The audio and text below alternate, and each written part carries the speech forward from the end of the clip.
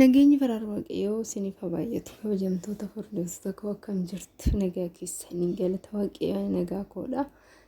Egaa baay'ee nama gaddisiisa dhugaa dubbachuu fi baay'ee tokko nama gaddisiisa. Maaliif garuu shamarran keenya maaf walirraan baranne tokko takka miidhamtee takkarra lama sadirra obboleeyyan keenya dubartoonni baay'een miidhamanii jiru jechuudha. Kuuwwan keessayyoo maaf irraan baranne maaf barumsa isaan irraa fudhanne obboleettiin teenya tunkaa akkuma argitanii Dubaay keessatti lubbuun ishee darbee jira jedhanii gamoorraa of darbitee jaalalleen ishee qarshii jalaa fixee gamoorraa darbee ajjeese jedhan kun immoo jechuudha.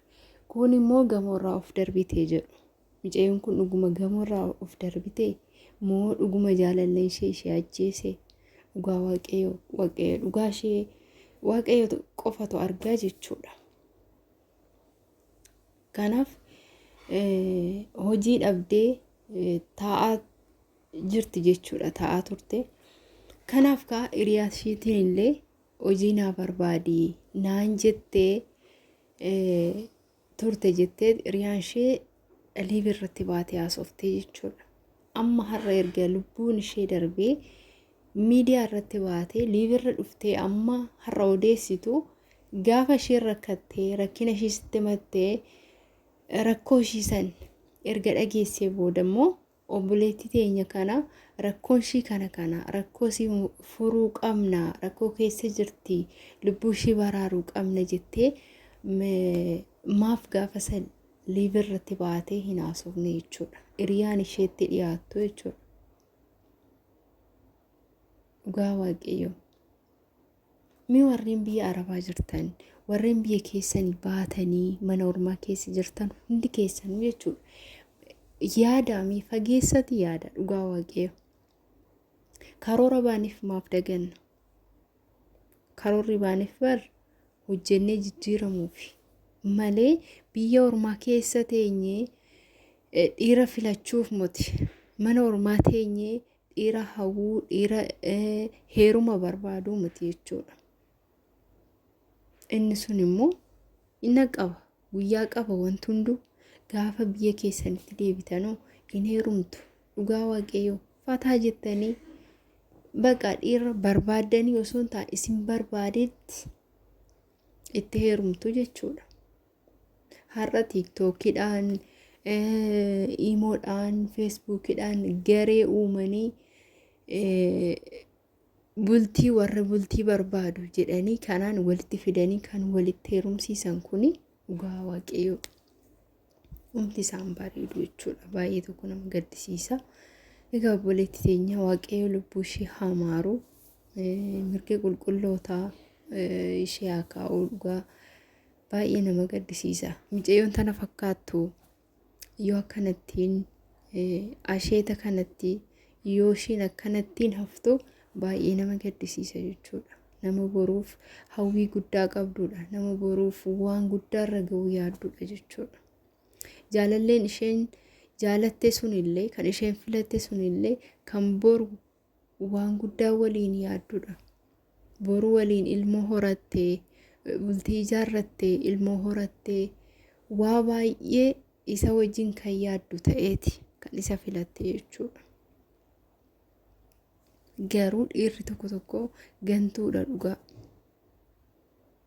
Akkuma dhiirri gantuun jirtu dubartii gantuunis ni jirti. Dhiira qofa miti jechuudha. Kanaaf obboleettiin teenya tun immoo olii gad haasa'aa jiran jechuudha. Waan tokkicha miti. Kuuwwan isaanii tilmaamaan haasa'u wanti irra gahame hin jiru wanti beekamu hin jiru jechuudha. Garuu tilmaamaan haasa'aa jiru. Jaalallee isheetii kan gamoorra darbee ajjeese malee ofii akkamittiin of ajjeesti jedhu. Kana waaqayyo qofatu beeka. Dhugaa dubbachuuf jechuudha. Maaliif yoo inni wajjin ture yoo inni ganee jiraate yoo inni dhiisee jiraate ishiin hojii dhabdee taa'aa jirti. Qarshii dhabdee yoo rakkattee ta'ee sammuun ishee waan yaadu wallaala jechuudha. Biyya ormaa dhiisati biyya ofii keessattuyyuu bar namni yoo dhabe hagam dhiphata, hagam nama dhiphisa harkaa dhabni biyya ormaa dhiisati jechuudha. Kanaaf waaqayyo haa beeku. Aarteetillee ofirratti murteessuu dandeessi.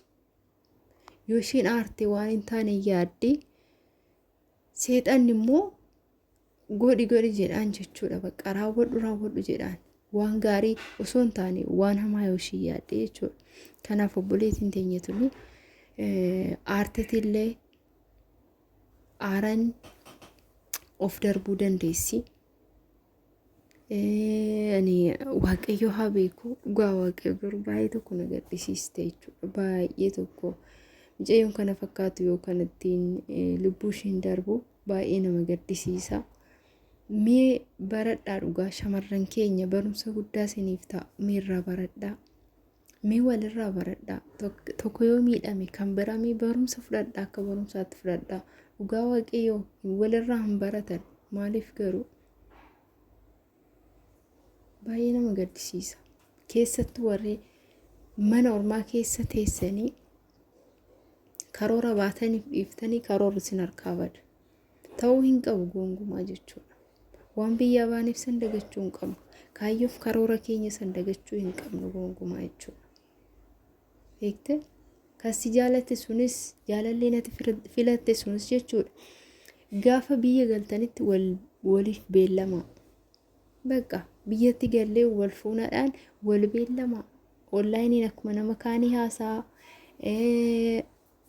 osoo waliif fuudhiin osoo tokkoon ta'een qarshii keessan ittiin ergina. Bakka inni soo hojjetee of danda'e haa jiraatu, atis hojjettee akkasittiin jechuudha. Kanaaf beellamni wal fuudhu biyyatti jechuudha gaafa biyyatti galan. Keessattuu ijoollee badanii hojjetan kan miidhaa guddaaf saaxilamaa jiran jechuudha. Badanii warreen ijaazaa beetii keessa warreen mana ijaazaa keessa warreen jiran dubartoonni keenya baay'een jechuudha. Dogoggoraaf saaxilamu waa baay'eedha jechuudha. Waa baay'eetu jira. Dhugaa dubbachuuf jechuudha. Waa baay'eetu jira. Warra mana ijaazaa keessa jiraatee argees hin beekna jechuudha. Nama akkasiitillee hin beekna. Maal achi keessatti akka uumamu. Baay'ee nama gaddisiisa dhugaa dubbachuuf. Egaa akka waaqayyo lubbuu ishee hamaaru homaa gochuu hin danda'amu. Namni keenya silasii gaafuma lubbuun namaa darbe miidiyaa irratti ba'ee jedha. Waaqayyo lubbuu ishee hamaaru maatii isheetiif jajjabina haa kennu.